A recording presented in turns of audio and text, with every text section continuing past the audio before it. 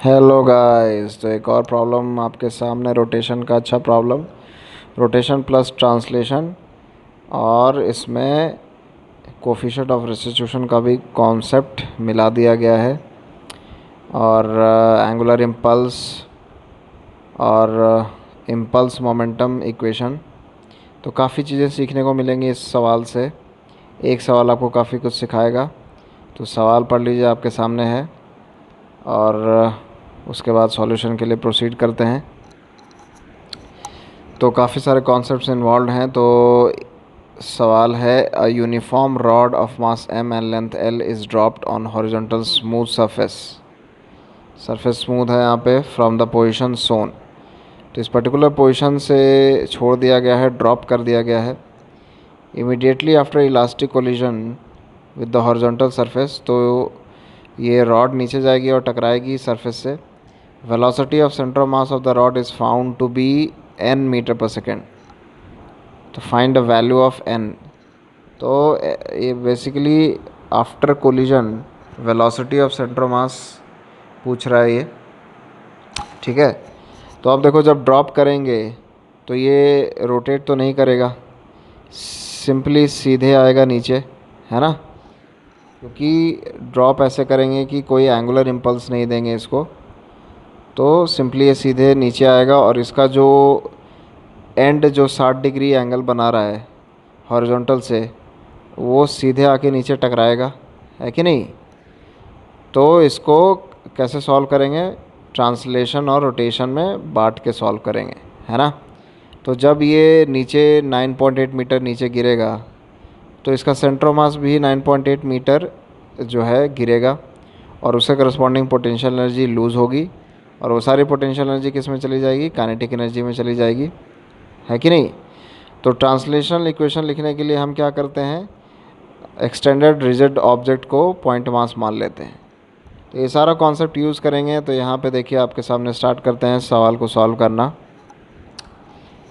अगर मैं बोल रहा हूँ ये सवाल आपको काफ़ी कुछ सिखाने वाला है, तो एक सवाल से ही आपका काफ़ी कुछ रिवाइज हो जाएगा। अगर आपने 11th में अच्छे से रोटेशन पढ़ा है, तो इस सवाल को करने में आपको परेशानी नहीं होगी। ठीक है, मैं ऐसा अज्यूम कर रहा हूँ कि आपको कोफिशिएंट ऑफ रेस्टिट्यूशन लिखने आता है, और आपको इम्पल्स मोमेंटम इक्वेशन भी लिखने आती है। ठीक है, और अगर आपको नहीं भी आता है तो मैं बता दूंगा कि मैं कैसे लगा रहा हूँ, तो प्रॉब्लम नहीं है, आपका रिवाइज हो ही जाएगा। ठीक है, तो यहाँ पे देखो, मैंने ऑलरेडी बोला कि ये सेंटर ऑफ मास कितना नीचे गिरेगा, जब जो लोअर एंड है वो ग्राउंड से हिट करेगा, तो सेंटर ऑफ मास कितना नीचे आएगा, 9.8। तो देखो, सेंटर ऑफ मास जो है वो कांस्टेंट एक्सेलरेशन से नीचे आएगा, जो कि 10 मीटर पर सेकेंड स्क्वायर है एक्सेलरेशन ड्यू टू ग्रेविटी। तो उसके हिसाब से सेंटर ऑफ मास जो है वेलोसिटी गेन कर लेगा। तो कांस्टेंट एक्सेलरेशन का हिसाब किताब है, तो इक्वेशंस ऑफ मोशन लगा सकते हैं, v square minus u square is equal to 2s। इसको आप ऐसे भी कर सकते थे, gravitational potential energy got converted into kinetic energy, तो उससे भी वी आ जाता। तो यहाँ से ड्रॉप किया गया है, तो u 0 है, तो u खटाक से 0 हो जाएगा। v की वैल्यू कितनी आ जाएगी, √196। तो इसकी वैल्यू 14 मीटर पर सेकेंड होती है। ठीक है, तो टकराने से जस्ट पहले हमने वेलोसिटी ऑफ सेंटर ऑफ मास निकाल लिया, वेलोसिटी ऑफ सेंटर ऑफ मास निकाल लिया, जो कि 14 मीटर पर सेकेंड है। इसका सिग्निफिकेंस ये है कि जब सेंटर ऑफ मास 14 मीटर पर सेकेंड से नीचे आ रहा है, तो रॉड का हर एक पॉइंट 14 मीटर पर सेकेंड से नीचे आ रहा है कि नहीं। रिजिड बॉडी की यही खासियत होती है, रिजिड बॉडी डायनेमिक्स का यही एक एस्पेक्ट होता है कि नहीं। तो यहाँ पे देखिए, जैसे ही ये टकराएगा, लोअर एंड जैसे ही ग्राउंड से टकराएगा, तो एक इम्पल्सिव नॉर्मल फोर्स आएगा। इम्पल्सिव है ना, जैसे दो कार आपस में टकराते हैं, तो एक बहुत ही ग्रेटर फोर्स जनरेट होता है due to greater change in momentum. ठीक है, तो नॉर्मल यहाँ इम्पल्सिव होगा। ग्रेविटी फोर्स अभी भी लग रहा है, लेकिन ग्रेविटी इम्पल्सिव नहीं होगा। ठीक है, the force generated due to collision is much larger than gravity, तो ग्रेविटी को नेगलेक्ट कर सकते हैं। तो इम्पल्स मोमेंटम इक्वेशन से क्या लिख सकते हो, वी एफ जो वेलोसिटी है वो मैंने मान ली सेंटर ऑफ मास की वेलोसिटी आफ्टर कोलिजन, आफ्टर टकराना, ठीक है। तो टकराने के बाद हमने वी एफ मान लिया। और तुम्हें पता है कि ये momentum conservation impulse momentum equation कैसे लिखते हैं, पूरे रिजिड बॉडी को पॉइंट मास मान के लिखते हैं, है कि नहीं। तो पॉइंट मास मान के लिख लिया। देखो एन डी टी इम्पल्स हो गया, फाइनल वेलोसिटी सेंटर मास की ऊपर मान ली है तो ऊपर के डायरेक्शन को पॉजिटिव मान लिया है, तो m v f minus of minus 14m, 14m was the initial momentum, है कि नहीं, और वो डाउनवर्ड था इसलिए माइनस आ गया, तो माइनस माइनस प्लस हो गया। तो यहाँ से आपके सामने N D T is equal to m v f is plus 14m आ गया। एक इक्वेशन इसको पकड़ के रखिए अच्छे से, लाइक इसको यूज़ किया जाएगा आगे।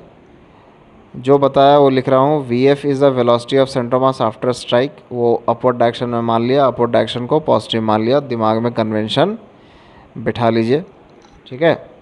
आपके ऊपर डिपेंड करता है, अपवर्ड को नेगेटिव भी मान सकते हो, तो ऐसा वैसा कुछ नहीं है, ठीक है। तो यहाँ पे देख लो, तो अगर अपवर्ड को नेगेटिव मान लोगे तो इम्पल्स भी नेगेटिव हो जाएगा, जो एन डी टी लिखो उसको नेगेटिव लिखना पड़ेगा, सिंपल सी बात है।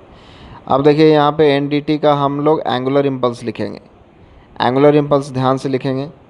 तो एन डी टी का जो कंपोनेंट होगा परपेंडिकुलर टू द रॉड, वो कितना होगा, N D T cos 60, N D T cos 60। तो एन डी टी कॉस 60 का जो लीवर आर्म होगा वो L/2 होगा, है ना। या इसको ऐसे भी बोल सकते हैं कि एन डी टी का जो लीवर आर्म है वो L/2 cos 60 है कि नहीं। तो इम्पल्स लिखने आपको आना चाहिए, and that will be equal to change in angular momentum. तो इनिशियल तो रॉड रोटेट नहीं कर रहा था, फाइनली हम मान लेते हैं कि ओमेगा एक एंगुलर मोमेंटम आ गया इसके पास क्लॉकवाइज, तो उसको हम मान लेंगे आई इंटू ओमेगा, और आई लिखेंगे सेंटर ऑफ मास के अबाउट, क्योंकि हम इम्पल्स जो है एंगुलर इम्पल्स सेंटर ऑफ मास के अबाउट लिख रहे हैं। लीवर आर्म वहीं से मेज़र किया है centre of mass of the rod से। तो आई जो बीच वाले पॉइंट का होता है एक किसी भी रॉड का ml²/12 होता है। सारी वैल्यूज़ डाल देंगे खटाक खटाक खटाक, तुम्हारे पास क्या आ जाएगा, एन डी टी की वैल्यू आ जाएगी ml/3। इस एन डी टी की वैल्यू ऊपर जो इम्पल्स मोमेंटम इक्वेशन लिखा था उसमें यूज़ कर लेंगे, है कि नहीं। तो जैसे जैसे इक्वेशन बनते जा रहा है वैसे वैसे हम लिखते जा रहे हैं। इम्पल्स एंगुलर इम्पल्स कैसे आया, क्लॉकवाइज आया, तो क्लॉकवाइज आया तो इसके पास एंगुलर मोमेंटम भी क्लॉकवाइज आ जाएगा, सिंपल सी बात है। समझ में आ रहा है कि नहीं। All right all right all right, ठीक है। तो एन डी टी को ऊपर यूज़ कर लिया, M v f plus 14m, ठीक है ठीक है। अच्छा सवाल है, लंबा सवाल है, काफ़ी कुछ इन्वॉल्व है। एक सवाल आपको काफ़ी कुछ सिखाएगा, डिलिबरेटली ले रहा हूँ ये सवाल ताकि आपके कॉन्सेप्ट्स फंडे क्लियर हो जाएं। तो देखो यूज़ कर लिया इम्पल्स मोमेंटम इक्वेशन में, ठीक है, और एन डी टी की वैल्यू। तो यहाँ से आपके पास इक्वेशन आ गई, उसको मैंने 1 मान लिया, omega L/3 is equal to v f plus 14। अब हम क्या करने वाले हैं, अब सिंस इलास्टिक कोलिजन है तो कोफिशिएंट ऑफ रेस्टिट्यूशन का भी यूज़ कर ही लेते हैं, ठीक है, और बिना उसके तो आएगा नहीं। अब तुम्हें पता होगा कि कोफिशिएंट ऑफ रेस्टिट्यूशन की इक्वेशन जो है अलोंग द इम्पैक्ट लगती है, अलोंग द इम्पैक्ट, ठीक है। तो इम्पैक्ट तो नॉर्मल के अलोंग हुआ, ये ब्लैक कलर से जो एरो ऊपर जा रहा है उसके अलोंग हुआ है, ठीक है ना। तो E is equal to V2 minus V1/U1 minus U2 होता है, समझ आ रहा है ना। तो अलोंग द इम्पैक्ट हमें वेलोसिटी लिखना पड़ेगा फाइनल, ठीक है, return along the line of impact. देखो जो बोल रहा हूँ तुम्हारे सामने समझा रहा हूँ और लगाने का तरीका भी बता रहा हूँ, तो अगर तुम ध्यान से सुन रहे हो तो तुम्हें लाइक लगाने आ जाएगा। अब देखो V2 यहाँ पे सबस्क्रिप्ट जो है वो 2 जो ग्राउंड को मान लिया है, 1 जो है रॉड को मान लिया है, तो ग्राउंड तो हमेशा रेस्ट पे है तो V2 0 हो गया। V1 since in final velocity है जो कि अपवर्ड माना है मैंने, तो अपवर्ड को पॉजिटिव मान लिया है। अब देखो यहाँ पे सिंपली जो एंड है ना, एंड वो सिंपली रोटेट नहीं कर रहा है, वो ट्रांसलेट भी कर रहा है, ठीक है। तो रोटेशन के कारण ओमेगा L/2 आया, और उसका भी हम क्या करेंगे, अलोंग द इम्पैक्ट कंपोनेंट लेंगे, तो ओमेगा L/2 cos 60, और ट्रांसलेशन के कारण VF आ रहा है, तो दोनों का सम होगा बेसिकली, है ना, ग्राउंड फ्रेम से। समझ आ रहा है ना, रोटेशन प्लस ट्रांसलेशन। बच्चे यहाँ पे भी बहुत ज़्यादा गलती करते हैं लिखने में। तो देखो लिख दिया मैंने V2 minus V1 by U1 minus U2, तो इनिशियल वेलोसिटी तो नेगेटिव में थी 14, और U2 माइनस U2 तो ज़ीरो ही होगा, वो ग्राउंड है, हमेशा ज़ीरो होगा। ठीक है, तो यहाँ से भी आपके पास इक्वेशन आ गया, देख लीजिए। यहाँ से आपके पास इक्वेशन आ गया VF is equal to 14 minus omega L. ठीक है, इलास्टिक कोलिजन था तो एक E1 हो गया। अब जो ऊपर इक्वेशन आई हुई थी उसमें हम VF की जो अभी ऑब्टेन्ड वैल्यू है उसको यूज़ कर लेंगे। ठीक है, जो फर्स्ट इक्वेशन लिखा था हमने ऊपर। ठीक है, और ये VF की वैल्यू अभी जो आई वो कोफिशिएंट ऑफ रेस्टिट्यूशन से आई। ठीक है, इसमें मैंने VF की वैल्यू डाल दिया, तो यहाँ से आपके पास ओमेगा एल की वैल्यू आ जाएगी। ये कितनी आ जाएगी? 7 omega L by 28। 7 omega L by 28 by 12 is equal to 28। तो यहाँ से 7 और 28 एडजस्ट हो जाएगा, तो कितना आ जाएगा? Omega L is equal to 48 आ जाएगा। तो ओमेगा एल यहाँ से अब से आपके पास 48 आ गया। ओमेगा एल यहाँ पे आपके पास 48 आ गया। ठीक है, तो अब काम आसान हो गया है। आपको VF निकालना है, final velocity of centre of मास। ये आपको कोफिशिएंट ऑफ रेस्टिट्यूशन की मदद से आ ही गया था, 14 minus omega L by 4। 14 minus omega L by 4। Alright, 14 minus omega L by 4। Omega L की वैल्यू ऑलरेडी आपने निकाल लिया using first equation and coefficient of restitution equation. यहाँ से ये 12 आ गया, अब 14 माइनस 12 हो गया 2। ठीक है, तो final velocity of the centre of मास कितनी आ गई? 2 मीटर पर second in the upward direction. हमने डायरेक्शन सही माना था, तो देखो साइन भी पॉजिटिव में आया। तो यहाँ से n की वैल्यू क्या हो जाएगी? क्वेश्चन के हिसाब से उसी को n मान के रखा है फाइनल वेलोसिटी को, तो n की वैल्यू 2 हो जाएगी। तो इस तरीके से ये सवाल में काफ़ी कॉन्सेप्ट्स यूज़ हुए हैं, आप ध्यान से देखिए।